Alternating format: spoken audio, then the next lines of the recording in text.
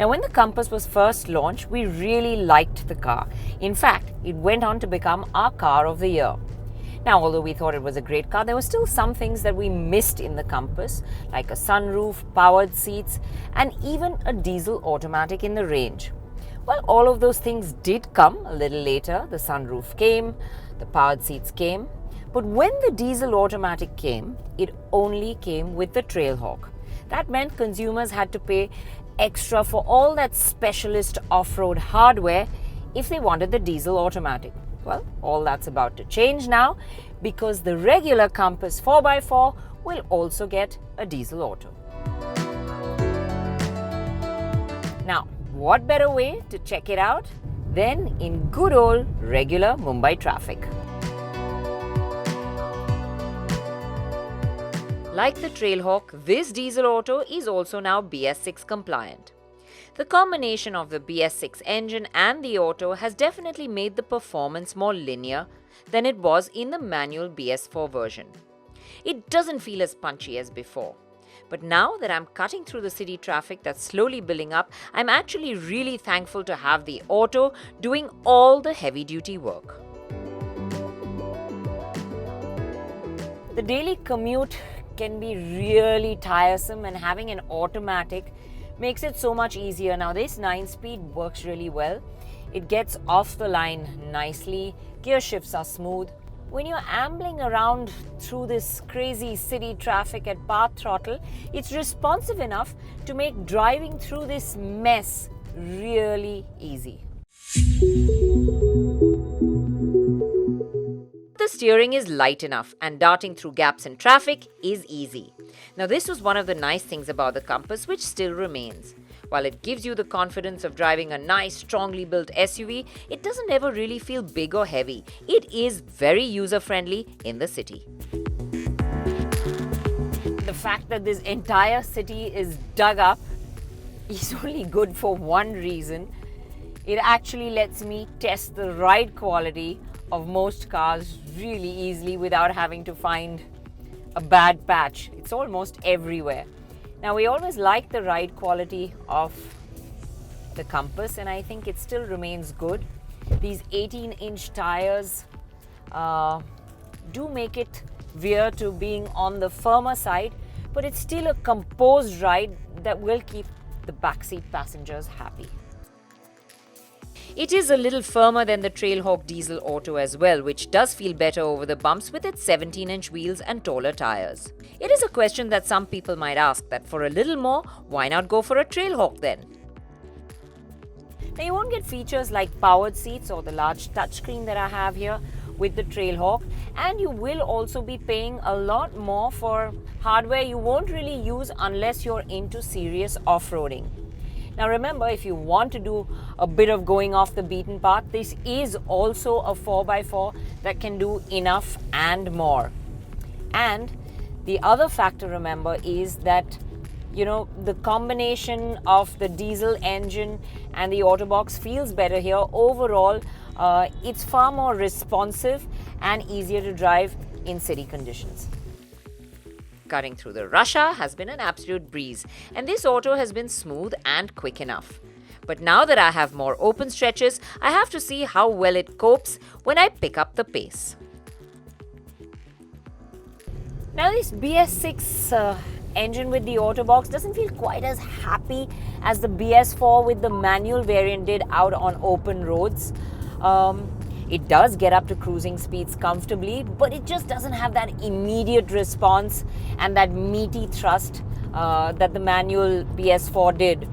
The gearbox also does get a little lazier over here. It's not quite as responsive as it is at lower speeds. So when you do want to get a quick move on and you want to make an overtake at higher speeds, you'll find that it does wait on you a bit.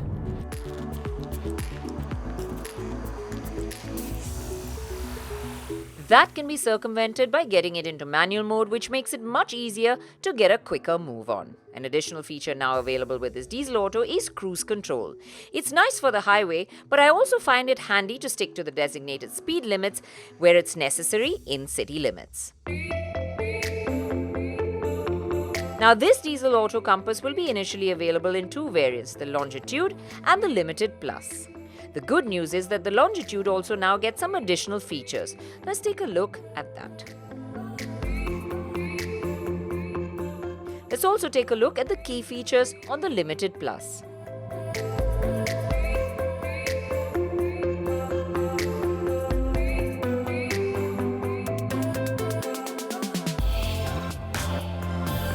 So to sum it up, the Compass is still a car that has amazing highway manners, good ride comfort, handling that inspires confidence, and a strong build. Of course, its inherent DNA means it gives you the peace of mind to really go anywhere. The icing on the cake is it has the convenience of automatic with the efficiency of diesel that's now BS6 ready. And I have to say, it really makes the city drive much easier. For now, it's only available in the 4x4 variant. Why not in the two-wheel drive version? Will that come in the future? Well, to answer these questions, I thought I'd catch up with the President and MD of FCA and take him on a drive for a freewheeling chat.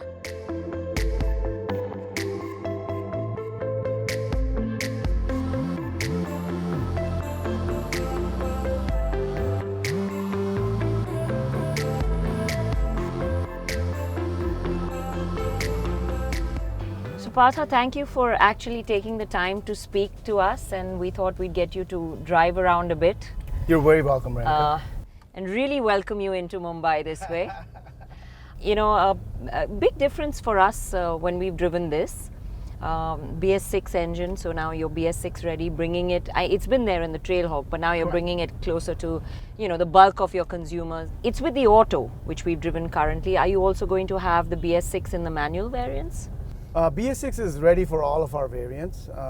As far as BS6 in every single variant that the Compass has, we're going to have it. You've specifically launched it in the 4x4 variant. Is there a reason that you're not bringing it in the two-wheel drive version? Wouldn't that give you a larger number of volume kind of? You know, one of our brand tenets is that, you know, our DNA is 4x4.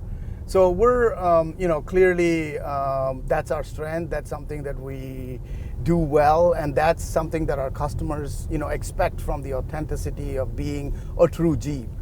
So that's, you know, the focus of what we're offering. You'll also notice that most of the SUVs that are, you know, the entry-level SUVs are the ones that have the automatics with no all-wheel drive. Whereas if you look at, let's say, any of the other global brands, premium brands, they're the ones that have the automatic all-wheel drive. We're playing to our strength as a SUV, as an authentic, original SUV, and that's the reason why, you know, this exists in this variant. Is it true that there's a segment of that also caters to the 4x2? Yes, and you know, we continue to evaluate that option as well. Clearly, you know, playing in the automatic gives us a larger part of the segment that, you know, as previously there was this pent-up demand that we hadn't addressed. So from that standpoint, clearly I expect there to be a lift in sales. Yeah, so in future we could see the 4x2 as well? You could. Yeah? You could. Okay. And, you know, it's tough times. It's been a difficult time for the industry last year. You've come in, I think, where things are really, really hard. How do you get out of this mess? And it's also difficult because there's a lot of new entrants into the segment suddenly. Yeah, it's true that I've come in at what I'd call a challenging time, a time when the Indian auto industry seems to be, you know, going through some trials. It isn't just in India. I think a lot of the auto markets around the world are going through it. I've had the fortune of having, you know, experience in different parts of the world. So I'm hoping to bring to bear some of that, and having learned from some of the brightest minds in the company, hope to bring some of that experience in. I'm hoping that we're going to turn around. Yeah. Do you see it changing for India? I mean, do you think 2020 is going to be better? I think the second half of 2020, maybe towards the last third of 2020, is going to be better. I think it is going to be better, but there's still a little bit of a hump that we have to get over. I mean, when the Compass came in, it sort of was, you know, it had its own little segment over there, did well, well priced. There was nothing really else. But now there are just so many new entrants. They're packing their cars with features. So what's the strategy for Jeep now to counter all this new energy that's coming into the space? It's true that when the Compass came in, we were sort of, in a white space that we'd generated and created. Yes, there are other competitors now. Jeep has always been an authentic brand. We've never been the gadget gizmo brand. I think from a feature standpoint, we offer competitive features, whether it's Uconnect, whether it's all of the electronic power steering, stability control, and all of the other features that I think are the real value to the customer. As far as the rest of the engineering of the vehicle goes and the pedigree that this 80-year-old brand brings to real SUVs, the authenticity that it provides and the solidity of its engineering, you've experienced it as well. I think that's what Jeep offers. Are we competitively, valued and competitively contented from a feature standpoint? Absolutely. Is there pressure in the market always for, the new fad gizmo that comes in? For sure. But from a brand standpoint, Jeep will remain true to its authentic, solid engineering base, and that is what our consumers and customers expect from us. Yeah. So, you are at the pricier end of the market. So, with the Compass. So is there kind of pressure to pack in a lot more, or to sort of expand the portfolio a bit, because everything's hinging on one product as of now, so it's a bit difficult. Yeah, I would say we're on the premium side. Pricier is probably a term that I would say from a value standpoint and the value proposition that we bring in. I think we're valued right for the premium product that we are.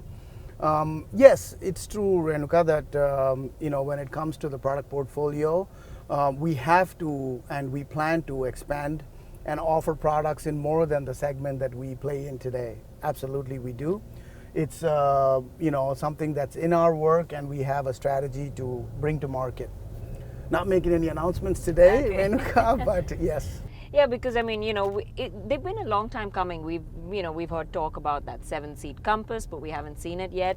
There's supposed to be a more compact SUV, but so it's been a while before now with the exit of Fiat as well, that leaves large dealer network, lots of space and room, but it's one product. So is that really viable?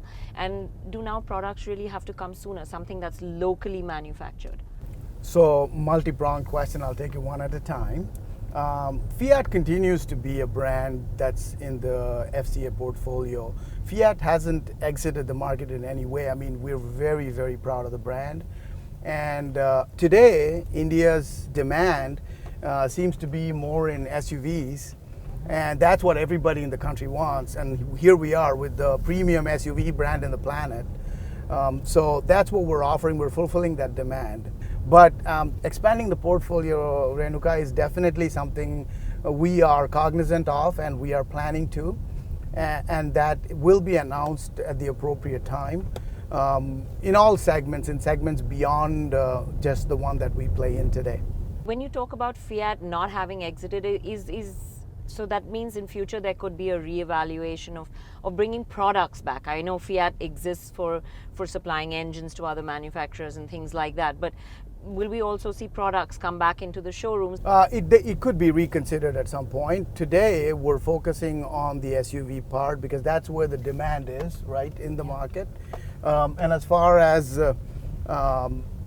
is it possible for products to come back from Fiat? Yeah, for sure, it is possible. It is a very, very important brand in our portfolio, and we continue to evaluate products as they come. Yes, our dealer network is large. We cover over, I think, 80% of the market. So, we are continuously evaluating the entire portfolio, and Fiat is one of those considerations. You're a hardcore technical guy, so we'll throw some technical questions your way about this. We've had this engine and gearbox combination in the Trailhawk.